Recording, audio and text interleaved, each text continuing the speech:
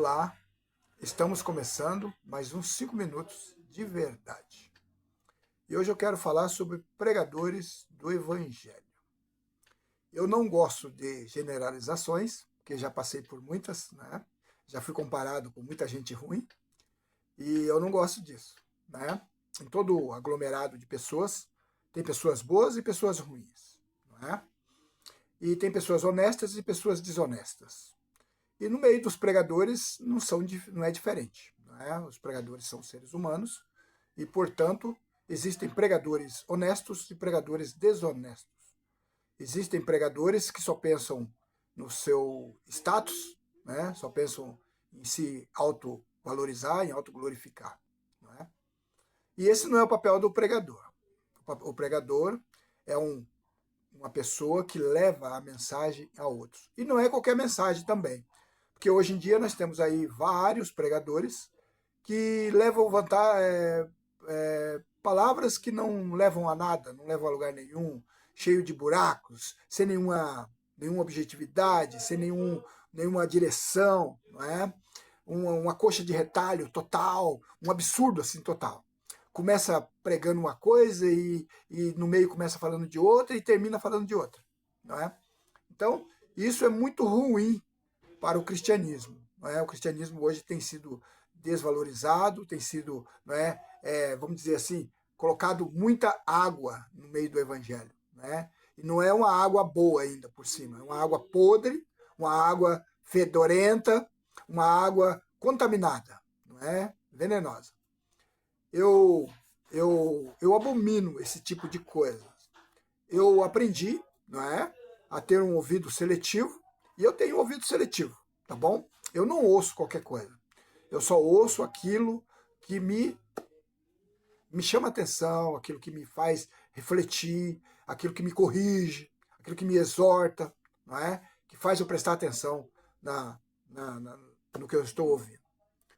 Então, eu não tenho o hábito de ficar ouvindo coisas que não me edificam. Né? Eu evito aborrecimentos, eu evito me chatear. Eu já tenho idade suficiente para não querer mais esse tipo de coisa. Né? Mas existem alguns pregadores, né? Aqui eu posso dizer isso, né? Que em vez de pregar só enche linguiça. Né? Só fica enchendo linguiça, aborrecendo as pessoas não estão recebendo, mas ela está ali falando, repetindo, sendo assim, longânimo demais, não é? Com uma coisa que poderia se resumir em meia dúzia de palavras, ele usa 100, 200 palavras para falar a mesma coisa que falaria em 6 palavras. Não é? Então, se você ler o Evangelho, você vai ver que Paulo não tinha essas práticas. Ele gostava de ser taxativo, objetivo, com direção, não é? Então esse negócio de blá blá blá blá blá blá blá blá blá, ele nunca é bom para o Evangelho. A pessoa acaba se perdendo também, não é? Se contradizendo. Eu vejo muito isso. A pessoa começa dizendo uma coisa e daqui a pouco ele está dizendo que aquilo que ele disse não é factual. Às vezes a pessoa está dizendo uma coisa que ele afirma que é bíblica, mas não é bíblico. Por exemplo, esses dias eu ouvi alguém dizendo que não pode fazer altares de madeira, de coisa, tem que fazer altares de pedra, que aí o fogo não consome. Ué, nunca leu lá que o fogo consumiu o altar de Elias? Nunca leu isso? Será? Então, essas coisas assim. E tem muitos absurdos. E eu não estou aqui para pôr o dedo nos olhos de ninguém. Não é esse o meu objetivo. O meu objetivo é alertar o povo de Deus contra as manzelas desse mundo. Porque o diabo tem usado pessoas em cima do púlpito para amaldiçoar o povo de Deus, em vez de abençoar. Não é? Porque quando você prega a palavra de verdade, isso traz bênção para a vida do povo. Isso traz alegria, isso traz satisfação, isso traz amor, isso traz harmonia, isso traz paz. Mas quando você prega coisas que são da própria cabeça, aí, não é? Aí fica por sua conta e risco, porque depois vai dar conta disso. Não pode esquecer disso, não é? Depois vai ter que prestar conta disso. Amém? Então, eu quero ler um texto aqui que eu gosto muito desse texto, não é? Está lá em Mateus 5, versículo 20. Jesus está conversando com os discípulos, né?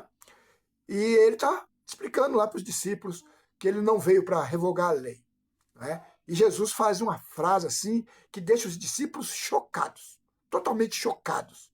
Né? Ele diz assim, ó, Mateus 5, versículo 20. Porque vos digo que se a vossa justiça não exceder em muito, a dos escribas e fariseus, jamais entrareis no reino dos céus. Eu acho poderoso isso. Eu acho demais, assim. Eu acho, assim, uma sabedoria, uma profundidade.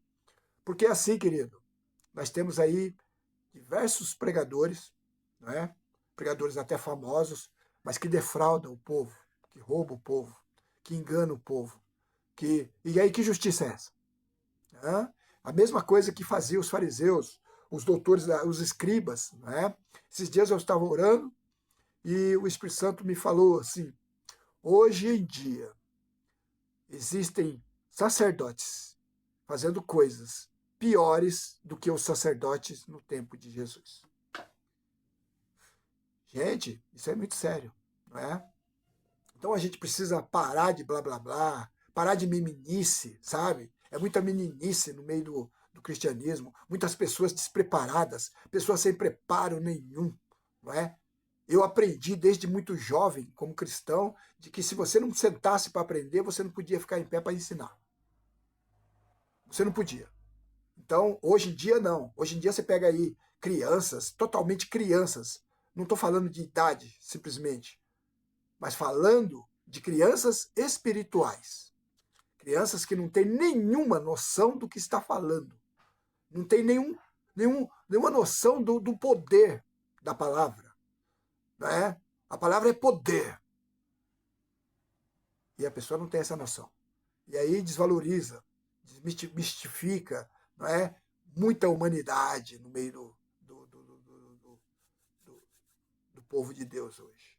O povo de Deus está voltando àquelas pregações da Idade Média, não é? Aquelas pregações da igreja da Idade Média, que só pensava em si próprio, só em si próprio, só em si próprio. Não pensava em edificar o povo, não pensava em fazer o povo ser um povo curado, um povo sarado, um povo liberto do poder de Deus. Eu fico muito revoltado com essas coisas. Mas eu quero que você aprenda isso, tá bom? Não dê ouvidos às fábulas. As pessoas estão pensando que Jesus é apenas uma fábula. Jesus não é brincadeira, meu querido. Jesus é real. É real. E ele está às portas. Está voltando. E ai daqueles que andam fazendo essas porcalhice com o povo de Deus. Não se esqueça do nosso lema. Se você não é grato pelo que tem, não é digno de pedir mais. Deus te abençoe. E leia a Bíblia. Quem lê a Bíblia, erra menos. Eu te garanto isso.